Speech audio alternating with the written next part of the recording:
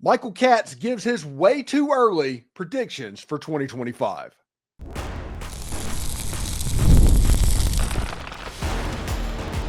You are Locked On Ole Miss, your daily podcast on the Ole Miss Rebels. Part of the Locked On Podcast Network, your team every day. Thanks again for making the Locked On Ole Miss podcast your first listen every day. We're free and available wherever you get your podcast, including YouTube. We are part of the Locked On Podcast Network, your team every day. Hello, I'm Steven Willis from the Locked On Ole Miss podcast. He is Michael Katz from the Northeast Mississippi Daily Journal out of Tupelo, Mississippi. We're going to talk about Ole Miss basketball that has had an eventful week in this pregame show with Missouri a little bit later on in the week. And we're also going to ask Michael to do the way too early football thing that everybody's doing in January. So, Michael, we're just going to start off. What was it like in the arena Wednesday night? That was just a gut punch. Yeah, I'm always as somebody who's trying to write like a game story on deadline to try to get something online like really quickly. I'm always like thinking about every possible scenario. And there was not like one moment I thought they were going to lose that game. Like that never even crossed my mind. And then it happened. And then I was like, oh boy, I texted my editor. I was like, hey, I think that Instant Gamer is going to have to wait a little bit because this thing just got turned on its head. Yeah, I mean, they were up 11 in the second half. They were up 8 with 2 minutes left. I mean, that's just everything that could have gone wrong went wrong at the end. And I just, I understand that every once in a while you see those games, but it kind of seemed like Ole Miss had turned that corner in terms of where they were. And I understand Texas A&M, they're ranked 13th. That's a very, very good team, and credit to them for still playing hard despite all the things happening. But losing a game where you were up 8 with 2 minutes, that just for a team that's really trying to make moves upward, that can't happen. Yeah, and I talked about it during the course of the week, but the last 2 minutes of the game, it almost felt like Texas A&M was the more comfortable team, even down 8 points. And Ole Miss lost their composure, and Buzz Williams absolutely had a coaching clinic at the end of the game, and anything that could go wrong did go wrong. Yeah, I mean the turnover was 4 in the last 4, 356, whatever it was, the turnovers. I know there were issues with no one really shooting free throws in that game, but even when Ole Miss, they missed a big one late. It was just, it's everything that could have gone wrong went wrong, and it was kind of stunning. You kind of just felt the air leave the arena, like it happens. And then Ole Miss drives the ball up the floor, and they're expecting a foul, I think, on that breakfield shot, which they didn't get, which was sort of part of the story of the night. And then they don't get another shot off, and then it's just sort of over. And you're looking up at the final scoreboard, and you're like, wow, that really just happened, didn't it? Yeah, that was absolutely weird. So how does Ole Miss rebound from that? You had the overtime loss that you lost on a 3-point shot at the very end that could have tied in overtime. You lost on essentially a buzzer beater, a weird ending of the game. How does Ole Miss rebound on the road against Missouri, who is a ranked top 25 team? It's brutal. I mean, again, must wins, I don't think necessarily are a thing quite this time of year, but I think not must win. I think like from a morale and just getting things back on track, this one feels pretty big. You drop one at home, you got to make up for it somewhere. You got to get one on the road, and especially you're in the middle of a little skid. I mean, it's two ranked teams, and you lost in the last seconds. You can't nothing to be ashamed of in that regard. But it is still a losing streak, and this conference is just so tight. Everyone is so solid that you can't afford to go on these longer losing streaks because you're going to lose a ton of ground. And I think the difference between the 4th place and 9th place is going to be really, really small in terms of games back. So this is big. And again, it's a ranked team. Getting ranked wins is always going to help. That win at Alabama felt so big, but it feels like it was so long ago now. You know what I mean? Like And it was like a week and a half ago. One of the biggest wins in program history, and since then it's been a little bit rough. So I think I think there is something to be said for sometimes a team just needs to feel good. Like you need that good feeling, and it feels like they need something like that right now. Yeah, it feels like that. And this Missouri team, for people that don't know, they went down to Gainesville and beat Florida, and actually kind of impressively beat Florida. They did their comeback thing at the end, but Missouri shot the ball very well from three-point land and all of that, and they were able to hold off the Gators. What all do you know about the Missouri Tigers? I don't know a ton about them. I was going to do a little bit of research today just to get myself kind of freshened up on them, but I do know that road games in the SEC are brutal, and it's just they're playing really well right now. I imagine they're going to be pretty excited to see a ranked team come in. I remember watching that Florida game, and I was like, wow, I didn't think Missouri was quite like that. And now they're ranked 22, I think it is. So fourth straight ranked game for Ole Miss. That's a pretty tough go of it. And then it doesn't get a ton easier. I know Texas isn't ranked right now, but then they come in here next week, and I know there's a lot of passion behind that one because of Chris Spears, obviously the coach there. I mean, there's going to be a lot of emotions in that one. And Texas, they might not be ranked, but they're still really talented. So this is a gauntlet. Yeah, and if you get through Texas, you just have Auburn waiting. That's all. Yeah, I mean, really, like it's nuts. It's absolutely insane. Yeah, it should be a whole lot of fun. That game is today on what channel was that game on? Today's is, hold on. I feel like I should know this off the top of my head. I want to say it's ESPN2, but hold on. I have it here. Hold on. Yeah, this is probably something we should have looked at ahead of time, but hey, let's just see the real-time thing. You get to see behind the music right now. You don't always want to see how the sausage is. ESPN2. ESPN2. All right. So you can tune in for that. Anyway, when we come back, we will look at football. We will turn our attention and get Michael's way too early top 25, I guess, predictions of what you could think of and see this season. So stick around for that. I do want to let you know that today's episode is brought to you by Game Time. Attending an NFL playoff game is an experience like no other. The energy, the excitement, the camaraderie with other fans, it is absolutely unmatched. I'll never forget the thrill of watching my favorite team clinch a playoff victory live. It is a moment that I'll cherish forever. This year, Game Time makes it even easier to create those unforgettable memories with their new features, Game Time Picks. It cuts through the clutter and shows you the best deals on great seats so you can focus on what really matters the most, and that is absolutely being there. I recently used the Game Time Picks to snag tickets for an upcoming playoff game, and it was such a breeze. I found a super deal that gave me an amazing value for the incredible seats that I got. One of my favorite features was getting to preview the seats before I bought the tickets. It's so helpful. Plus, with their all-in prices, there's no surprise fees at the end of checkout. And Game Time Guarantee makes me have total peace of mind knowing that my tickets are going to be secure and delivered on time. So take the guesswork out of buying tickets with Game Time. Download the Game Time app, create an account, and use code LOCKEDONCollege for $20 off your first purchase. Terms apply. Again, create an account and redeem code LOCKEDONCOLLEGE for $20 off. Download Game Time today. Last minute tickets, lowest price guaranteed. All right, so we are going to bring in Michael Katz, and we're going to start talking football. We're going to start talking way too early. And the first thing I noticed as everybody is putting out these lists, these way too early lists, and some of them are the most ridiculous things I have ever seen.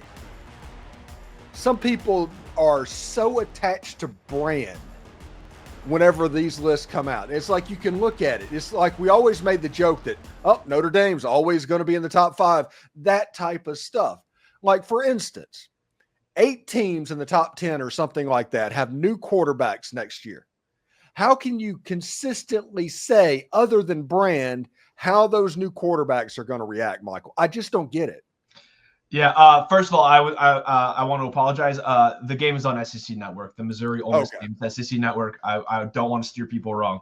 But Yeah, I mean, the lists are pretty insane. I mean, you see some of the preseason top tens, and I understand Alabama is Alabama, but I don't know if you can look at what Alabama did this past year and be like, oh, that's for sure a top 8 team. It seems so, and they have a new quarterback coming in. I know people have thoughts on Jalen Milroe, but he was still a 2-year starter. Yeah, it's wild. It is so much. I mean, I think part of it is you got to get clicks, and how do you get clicks? Well, you talk about the teams that people want to talk about. It's like, why do we always talk about the Dallas Cowboys? It's because people like to read about the Dallas Cowboys, for good or bad. But I know Arch Manning. That's going to be a huge conversation this entire offseason. He is this year's Shador Sanders. Yeah, like we've seen him in limited action, and it hasn't always been in meaningful moments. But yeah, he's looked really good. But doing it against ULM is going to be a little bit different than doing it, in full 4 quarters against whoever it is. So yeah, but I think like the general thinking with those lists is, well, if this team was good last year and they have a highly ranked prospect, then they'll be fine, and that's just sort of the way it goes. Yeah, let's just look at this way too early thing. I think On3 put one out earlier in the week and had Texas like number 1 and had Ole Miss unranked. And, you have a new quarterback at Texas. You're going to have a new running back. You're going to have 4 out of the 5 new offensive linemen at Texas. Yeah, I mean, they have a lot of turnover that is happening. That is my point. But Arch Manning, let's just look at Arch Manning. Arch Manning was thrust into a Georgia game, looked completely out of his element. He was 3 of 6, 17 yards, and had 4 or 5 carries for -1, and Georgia ended up winning that game. Then you look at Austin Simmons and what he did against that exact same Georgia defense. He went 5 of 6, 70-something yards, led Ole Miss down to a touchdown. It was probably the MVP of that game because he was able to settle that atmosphere down. It's a brand situation. If it wasn't the University of Mississippi and the University of Texas, that is what this is. It might have been the same list that you were looking at, where I think Ole Miss was unranked, but it had Auburn like at 11. Yeah, that was yeah. I was like, oh boy, you are putting a lot of stock in Jackson Arnold. Yeah. Goodness gracious. Yeah, Peyton Thorne 2.0. Yes. I mean, goodness, that is a lot of but it's part of a hype machine. I mean, he was a huge recruit. Everybody, people, Hugh has this reputation as a quarterback whisperer, and it's Auburn and all these sorts of things. But that was the one that I was just like, oh boy, I think we're going a little bit too big brained here. They had Illinois at number 7. Yeah, and like, don't get me wrong, I think Brett's done a great job there, and Luke Altmaier is fantastic for them. Yeah, Luke, all props to Luke. Yeah, no, he's done an amazing job there. But that's pretty rich in the Big Ten. I mean, that's an insanely good conference. Yeah. But yeah, I mean, look, you look at what Austin did. Everything that we have seen him do has looked effortless for the most part, and it's looked clean, and he's looked in command. And so, yeah, I understand that it's, mop up duty against Duke or, but again, the Georgia drive, that's what I think when we learned the most about him, was just that an unexpected moment, and he goes in there and he performs, and it was like he was the starter in terms of how he commanded things. So, yeah, but I do think there is a part of it where it's, Austin Simmons is not thought of as Arch Manning, and that's just sort of the way it is. And until he is, it's going to affect the way they look at the whole team. Yeah. And, I do say the reason I brought up those 2 drives, the Arch Manning versus Georgia and the Austin Simmons versus that, because that was probably the most high leverage drives that they had the entire season.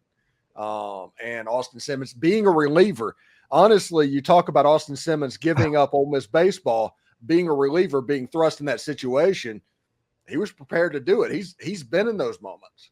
Yeah, I do think being a bullpen guy sort of helps ease that mentality. He's come in difficult moments. He's come in jams. Now this is a different type of jam when he came in with Jackson being hurt against, already down 7-0, and you've got one of the best defenses in the country breathing down your neck. But he's cool, calm, and collected, and I think he's always sort of come off that way. And he did nothing to make me think otherwise in everything we've seen from him this year for sure.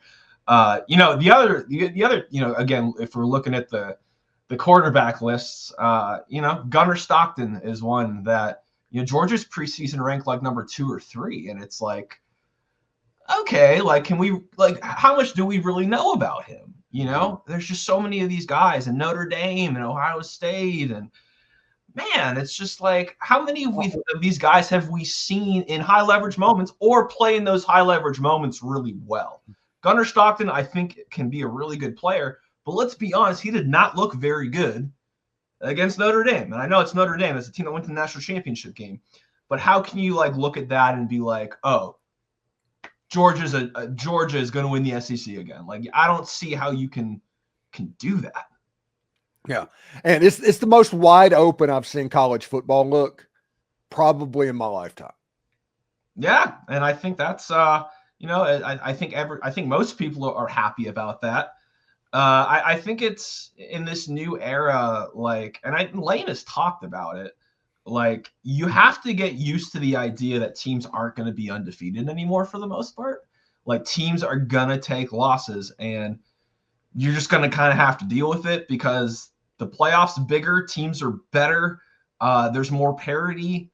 It's just, these years of, like when USC, when I was growing up, won 35 games in a row or whatever it is. I don't think that's going to happen anymore because I think college football is just, it's better in general. It's more evenly spread out talent-wise, and that's going to be good for some people, not as good for some others. But I don't think there's any question that it's as wide open as it's been, at least since I've been watching. All right, so I'm going to put you on the spot right now. A little bit of rapid-fire questions in our way too early top 25 preview for Ole Miss. These questions just off the top of your head. I'm just going to have the clip there for everybody to clip to bring back up to you in December. Perfect. To let you know exactly how wrong you were on all these. Okay, so let's go. Overall record for Ole Miss. 9-3. 9-3. Breakout star for Ole Miss. Does Caden Lee count? No. Okay. I'm gonna say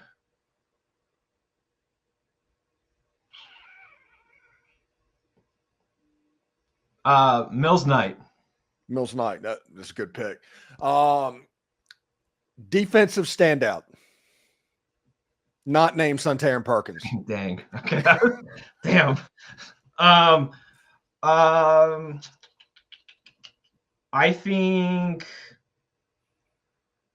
Eccles and Jamarius Brown. I think he's going to have a huge year. Games on the schedule that you think are the most interesting. I think that game in Norman is going to be interesting because I think that with their new offense, they're going to be very much improved, and that John Mateer kid can play. As somebody who has watched the Pac-12/Pac-2, he's a good player. I again, the game of Georgia, the LSU game, all those sorts of things. I really think that Oklahoma game is going to be fascinating. Just because it might not be one that right now people are pretty down on Oklahoma. But I still think Brett Venables is a pretty good coach. And I think that offense, if they get that thing on track, then, the talent's always there. So I think that's going to be a really interesting one. Obviously South Carolina and the Florida revenge game here, I understand those are going to be big ones, but I think the one that maybe is going to catch people off guard is that game against Oklahoma. The game on the schedule that if Ole Miss wins, you're like, okay, they can make the playoff. Georgia?